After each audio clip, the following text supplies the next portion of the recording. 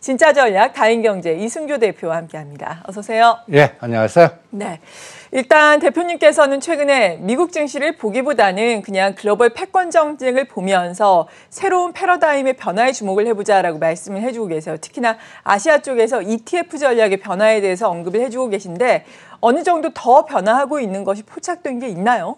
더 심해지는 것 같아요.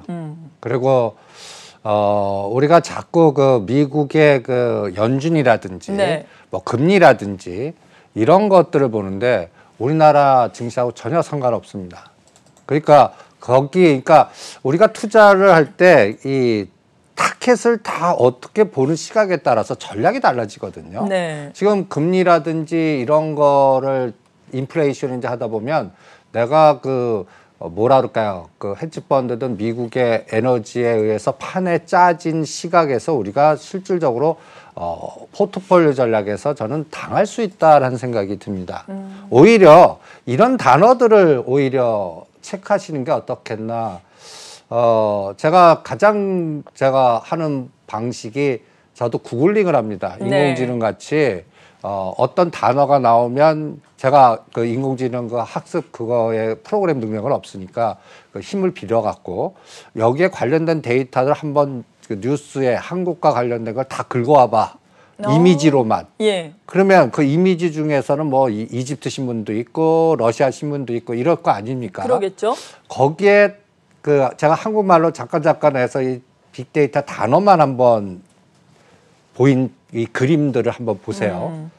여기 보시면 러시아는 미국 제재 보복으로 국부원돼서 달러 자산 제외하겠다고 그럽니다. 네. 그러니까 이번에 그 미국과 러시아의 그 정상회담이 저는 굉장히 중요할 것 같아요. 그 다음에 여기가 왜 이렇게 연결이 될까 한번 러시아와 사우디는 그 탄소 제로, 넷제로 개혁, 비현실적, 가스 소비 중단 요구 거부. 여기가 천연가스, 그 이 석유의 에너지를 갖고 있는 두 나라입니다. 네. 이 두 나라들이 힘을 합치면서 뭔가 지금 넷제로 전략 이거를 거부하겠다고 그러고요. 그 다음에 우리가 한미 정상회담 이후에요. 이런 기사들이 무지로 나옵니다. 여기 보시면 하나 디펜스가 호주의 전차, 폴란드의 또 전차. 여기에 뭐 현대 로템 얘기 나오고 하나 디펜스 얘기 나오고요. 네. 잠수함 얘기 나옵니다.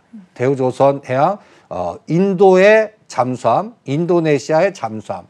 이거를 다 연결하다 보면 우리가 미사일 주권을 받은 이후부터 우리가 그동안에 제한받았던 방산의 어마무시한 에너지가 이제 해외에 수출하면서 그 기회를 틈새해 갖고 이 쿼드와 연결된 인도, 오스트레일리아 또 러시아 연결고리의 폴란드 이런 데에다가 수출하고 그 수출의 가능성이 높아져요. 그러니까 여러분들이 이런 부분들 그래서 그리고 또 제가 굉장히 중요하게 보는 게 있습니다. 미국의 미사일 방어 전설 전략의 선이 바뀌었다라는 거. 이 빨간 선으로 바뀌었다고 보시면 됩니다. 그럼 대만의 중요도가 굉장히 중요해졌습니다. 그러면 제가 이렇게 파란 색깔로 이렇게 표시했는데 여기가 이제 이 선의 밖에 있어요. 그러면 여기에는 어떤 변화의 흐름에 따라서 엄청난 패권의 변화가 있을 겁니다. 그런데 여기서 이걸 나쁜 쪽으로 보면 우리나라가 미사일 주권했지만 이게 벗어났으니까 이 군사적 갈등의 마이너스적에서 북한에서 뭐 그래서 북방주나 오히려 방산주 사자 방산주 사는 건 전 오케이인데 네. 오히려 이것 때문에 저는 북방의 속도가 엄청나게 막힌 게 뚫릴 것 같아요. 지금 이런 미사일 주권이 전략의 변화로 인해서 우리 하나 디펜스라든지 현대로템이 해외에 이제 수출길, 그러니까 대우조선해양, 현대로템, 하나그룹 이런 주가들이 나옵니다. 이게 이제 또 하나의 큰 에너지를 줄 것 같고요. 네. 그래서 가장 중요한 거는 이러한 패권의 어떤 흐름에서 돈의 물줄기라든지 그동안 막혔던 게 뚫린 기업들이 어떤 거를 찾아내는 게 더 핵심 포인트가 아닌가 이렇게 전략을 그래서 연준이보다는 이런 막혔던 게 뚫린 에너지의 기업들의 성장성 이걸 보는 게 더 중요하지 않나 이렇게 판단해 드리겠습니다. 네, 그렇군요. 그리고 이번에 그 미국과 러시아의 정상회담이 중요해질 것이다라고 말씀해 주셨는데 러시아 앞서서 천연가스와 관련해서 또 한 컷이 나왔잖아요. 그 부분과 관련해서 우리가 얻을 수 있는 시사점은 어떤 게 있는 건가요? 미국은 러시아 쪽을 자꾸 끌어들이려고 그러는데 저는 네. 솔직히 못 끌어들일 것 같아요. 왜냐하면 이 그림이 의미하는 바가 큽니다. 러시아 천연가스, 제가 수소 연결고리 이렇게 단어를 만들어 놓고 1위가 러시아입니다. 우리가 석유를 생산하자 이렇게 끓여다 보면 옆에 자연스럽게 천연가스가 생기거든요. 이거를 압축해서 이제 LNG 해갖고 그게 이제 대우조선 해양이든 현대중공업에서 LNG선 이런 것들이 연결되는데 이 두 나라가 1등, 2등입니다. 1등이 러시아, 2등이 카타르. 네. 그러면 여기에 연결고리에 같이 어떻게 연결되나 이미지를 한번 빠른 속도로 한번 보시죠. 이게 이제 중국의 1대1로가 해상 1대1로와 육상 1대1로 이게 이제 카타르 노스필드 이게 아까 천연가스 이게 중국의 또 시노펙이 여기 투자하고 네. LNG 장기 계약하면서 우리나라도 여기에 같이 연결돼서 대우조선해양 이런 삼성중공 이런 에너지 조선사들이 여기에 연결돼 있고요. 네. 여기에 자금도 연결이 돼 있다라고 생각하고 여기에 연결된 전략들이 이 미래 주도주가 되지 않을까. 예. 이게 이제 여러분들 그냥 스마트 시티라는 개념을 그냥 단순하게 보지 마시고요. 우리 국가에 관련된 우리나라가 이제 가장 문제가 그동안 조선업, 울산, 포항 이런 축 그렇죠. 라인들 그다음에 또 지금 최근에 원전이 갑자기 급등하지 않습니까? 네. 이런 것들이 이 스마트 시티에서 이제 이게 풍력도 살리고 태양광도 살리고 조선도 살리면서 이 스마트 시티가 스마트 팩토리, 스마트 가전, 스마트 홈 이 모든 연결고리가 우리나라 간단하게 핵심 기업들과 다 연결돼 있습니다. 네. 그러니까 이 기업들의 에너지가 정부의 정책과 연결돼서 이게 하나의 화두가 수소 경제로 나오는 거 아닌가. 그래서 이런 지금 보시면 이 한국가스공사 최근에 제가 가장 집중적으로 한국전력, 한국가스공사 집중해 드리는 것도 올라오던데요. 이 에너지입니다. 네. 그러면 제가 여기 동그라미를 쳐놓은 게 여기가 포항, 울산 여기에 연결된 게 포스코, 그다음에 또 현대차 그룹, 그다음에 현대중공업 그룹. 그러니까 저는 다 이런 게 다 수소 경제로 다 연결돼 있지 않나 이렇게 생각이 들고요. 여기 보시면 현대중공업, 현대차의 수소 밸류체인 현대로템. 현대로템은 제가 왜 좋게 보냐면 방산도 있죠. 네. 북방도 있죠. 그리고 정의성 거버넌스의 수소하면 현대로템, 현대차입니다. 요 두 가지 축에 그래서 빨간 박스. 그래서 다른 거 보지 마시고 요 두 가지 집중해 드리는 그런 전략. 그다음에 현대중공업이 이제 저는 또 하나의 또 수소경제 축으로 그동안에는 수소경제 하면은 현대차 그룹 정의선 회장님하고 SK그룹 이렇게 최태원 회장님 이렇게 두 분 나오는데 이제는 네. 정몽준 회장님도 이제 등장하지 않을까 이런 생각도 들고요. 그래서 이 수소 그룹 연결고리에 SK E&C, SK 이 두 가지가 어떤 변화를 주는가 앞으로 SK그룹에서는 찾아내시고요. 그 다음에 이게 또 하나의 엄청난 에너지. 이게 네. 보시면 이름이 뭡니까? 어디요? SK? 아니 여기 제가 빨간 박스로 이제 6월 달에 앞으로 대규모 철도 10년간에 이렇게 하겠습니다. 계획이 네. 나옵니다. 광주에서 대구를 여기가 지리산이거든요. 예. 이걸 뚫는데 이름 지은 거 보십시오. 참 달빛 내륙 철도입니다. 낭만적으로 좋네요. 예. 이거를 이 험악한 걸 뚫으면서 광주와 대구를 연결한다. 네. 그러면서 이게 다 연결되는 겁니다. 그리고 현 정부가 이 정책을 강력하게 추진할 거 그 시발점이 6월 달입니다. 네. 그리고 10년간 이 에너지가 나옵니다.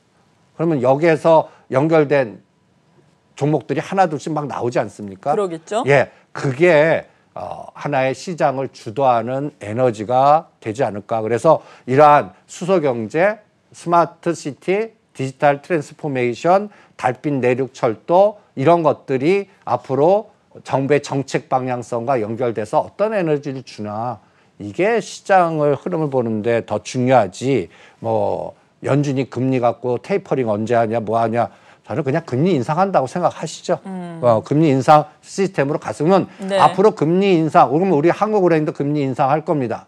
그러면 금리 인상 시대가 돌입했을 때 거기에 마이너스 에너지를 주는 쪽은 피하고 플러스 에너지를 주는 쪽에 정부가 정책적으로 미는 쪽을 집중하시는 게 앞으로 1년이나 크게 보면 3년 동안에 가장 중요한 전략이 아닐까 이렇게 생각을 하기 때문에 여러분들한테 오늘 그 글로벌 환경의 변화 그리고 우리 내부적인 정책 변화 그리고 이런 국제적인 어떤 그 군사적인 변화가 기업들한테 어떤 에너지에 플러스 마이너스 주는가 이런 것들을 연결하다 보면 어떤 종목에 집중해야 되는지 그 해답이 나오지 않을까 이렇게 판단해 드리겠습니다. 네, 그렇군요. 그러니까 금리와 관련돼서 움직이는 종목들보다는 이제는 정책과 관련해서 큰 그림에서 또 시대가 변하는 것에 따라갈 수 있는 종목들을 눈여겨보자라고 말씀해 주셨는데 아시아권의 특히나 동북아시아의 이 패러다임 변화와 관련해서 금융 패러다임, 글로벌 자산 운용사들이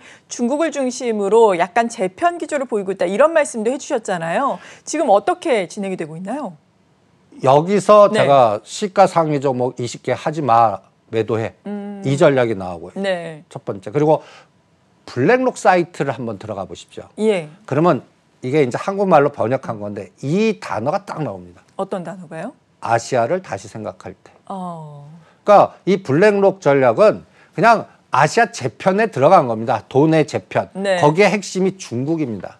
그리고 거기에 이제 펀드 속에 자금이 아까 얘기한 중국, 사우디 이런 자금들이 같이 펀드 속에 들어가서 거기에 이 블랙록이 움직이는 에너지와 같이 움직이는 것 같습니다. 그러니까 아시아를 다시 생각할 때가 이 단어 하나 갖고 저는 우리나라 기술주는 하지 말자. 시가상위 종목들. 아, 그래요. 왜요? 이 다시 생각할 때 재편을 예. 중국 롱 우리나라 쇼치나 대만 쇼 칠 때 우리나라 다 SK하이닉스 삼성전자가 걸려요. 네. 그러니까 이게 숏이 걸리고 그다음에 또 2차 전지에 요새 중국의 2차 전지나 전기차 관련주들이 아주 그냥 작년도에 우리 그 2차 전지 같이 급등을 합니다. 그렇다면서요. 우리는 지지부진한데. 이게 여기 예. 전략 롱숏 때문에 그래요. 거기에 논리가 없습니다. 네. 앞으로 미래에는 갖다 해서 테슬라의 에너지가 죽으면서 폭스바겐과 중국의 에너지와 합친 그 종목들을 수요나 이런 것들이 종이 때문에 여기서 자금이 들어가서 그런 전략을 쓰고 있기 때문에 문제고 또 하나 블랙록과 같은 축이 또 뱅가드가 있지 않습니까? 네. 뱅가드는 어떤 전략인지 아십니까? 어떤 전략인가요? 오니 아메리카. 아, 미국만? 예. 예. 우리 주식만 해. 미국 주식만. 전세, 우리 주식, 그러니까 미국 주식만 사면 글로벌이 다 조절할 수 있어. 그러니까 딴 데 주변 신경 끄고 네. 미국 주식만 하는 게 뱅가드 전략이에요. 뭐 요즘에 미국 주식이 좋긴 좋았죠. 그러니까 이런 두 가지 축, 그러니까 블랙록하고 뱅가드 이 두 가지의 ETF 전쟁축이 하나는 미국 오니, 또 블랙록은 한 롱숏을 해요. 네. 그러니까 잔인한 전략입니다. 여기에 숏에 걸리는 거는 이유 없습니다. 그 숏 전략이 롱으로 바뀌기 전까지는 우리는 계속 그러니까 여기에서 이제 제가 바이오 하지 마. 그다음에 시가상위 종목들은 롱숏에 바둑판이 장기알로 하니까 이런 박스에 갇혀서 네. 그냥 지그재그만 나오고 그리고 거기에 관련 제외된 것들. 그러니까 심지어 제가 삼성전자보다는 한국가스공사나 최근에는 이제 KT는 넘어갔으니까 한국전력이 더 나을 겁니다라고 하는 전략들이 여기서 나오는 거거든요. 아시아를 다시 생각할 때라는 개념 때문에요. 그 다음에 또 이 단어가 무서운 단어입니다. 네. 전에도 하면 자연자본.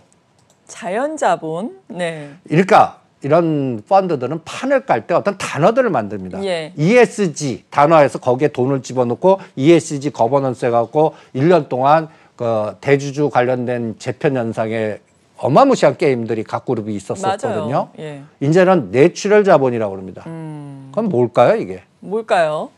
이게 동남아 죽이는 자본입니다. 그러니까 동남아에 사실 자연 자원은 많은데. 그러니까 인도네시아, 필리핀, 태국, 베트남에 니네들 폐기물 함부로 버리지 마, 해양에 버리지 마 이런 거 하면 갖다 페널티 점수해갖고 그 기업들을 숏을 치겠어. 이런 판을 만드는 겁니다. 네. 그러니까 이 탄소 중립에서 벌써 사우디하고 러시아는 탄소 중립에서 벗어나겠다고 그러죠. 그리고 천연가스 수소했죠. 여기는 또 자연자본 해갖고 폐기물, 그러니까 여기에 아이디어, 우리나라 폐기물 처리 관련된 종목들 롱으로 봐야겠구나. 이런 것들, 왜, LG 상사가 왜 폐기물 처리를 M&A 하려고 그러는지, 뭐 이런 등등의 그런 아이디어가 여기 단어에서 생기는 거 네. 아닌가 보고 있고요. 그 다음에, 요건 시간 관계상 그냥 빨리빨리 가겠습니다. 여러분들 블랙록에서 5% 공시를 딱 했어요. 예. 그럼 우리 환호하죠. 그렇죠. 대주주로 등재가 야. 됐구나. 네. 그거 조심하십시오. 그때가 갖다 얘기해서 이제는 이렇게 해석하면 돼요. 네. 이거를 토탈 리안 사업의 모형 전략으로 5%에서 이제는 대차뱀에서 공매도 7만 남았다. 살 건 다 샀구나. 왜 공표했을까? 이 사례를 한번 나중에 이제 여러분들 블랙록 헬릭스미스 5% 공시했습니다. 2020년 2월 28일. 지금 한 주도 없습니다. 이 5%가 예. 한 주도 없습니다. 그리고 주가가 박살이 나 있습니다. 요때 시점하고 지금하고 비교해 보시고요. 네, 좀 길게 보면 좋을 것 같은데요. 그 다음에 HLB가 5% 공시해서 샀습니다. 2020년 6월 5일입니다. 네. 지금 한 주도 없습니다. 어. 그리고 이거 공시한 이후에는 이 기업이 이상하게 무상증자든지 제3자 유증하든지 쪼개기, 유상, 무상을 해요. 희석화 전략을 자꾸 씁니다. 그래서 제가 최근에 2월 19일 날 블랙록이 카카오 지분 5.18%를 신고를 해요. 네. 저는 이제 카카오 하지 않아야겠다. 1년 뒤에 그래요? 봐야겠다. 예. 카카오보다는 카카오뱅크 다른 에너지 종목을 보고 이 종목들의 전략들을 응용해 보시죠. 예를 들어서 시젠이 예를 들어서요. 요때 이제 블랙록이 매수했다 해갖고 이렇게 이거 난리 쳤습니다. 네. 거의 더블 게임이었어요. 그래서 30, 이게 14만인데 무상 100% 해갖고 15, 이게 이제 그 가격을 감안하셔야 돼요. 그리고 나서 다시 4월 8일 날 무상증자했어요. 권리락. 이 그림 보세요. 네. 이게 희석화 전략이고 왜 요때 시점에 나와서 이렇게 놓고 주가는 다시 이렇게 됐지? 헬릭스미스, HLB, 시젠 과거 데이터를 공부를 한번 해보시면 대충 이게 토탈 리턴 수합 여기선 사락으로 저기선 뒤에 기타 법인이나 펀드 속에서 해서 펀드 공매도 전략에서 이거를 이용하는 전략. 앞에는 와 환하게 사게 만들고 뒤에서는 다른 전략을 쓰는 그런 개념도 여러분들 생각을 하시고 이 아이디어를 최근에는 카카오하고 카카오뱅크에 접목시켜서 이것도 마찬가지입니다. 그리고 시젠은 네. 저는 이게 제일 큰 악재 같아요. 6월 24일 상장되는 시젠보다 시가총액이 4배나 큰 SD 바이오 센서가 상장. 이게 블랙홀이 될 것 같아요. 예. 이것만큼 다른 포트의 변화가 있을 것 같거든요. 그리고 카카오 이 월봉 보시고 5%가 나왔다고 그럽니다. 네. 이 블랙록이 이게 언제까지 계속될 건지 이제 앞으로도 추적을 해볼 생각이고요. 오히려 크래프톤 IPO나 이런 거에서 카카오 게임 지분 갖고 있는 다른 에너지로 가시는 게 네. 어떻겠나. 그래서 오늘의 투자 결론.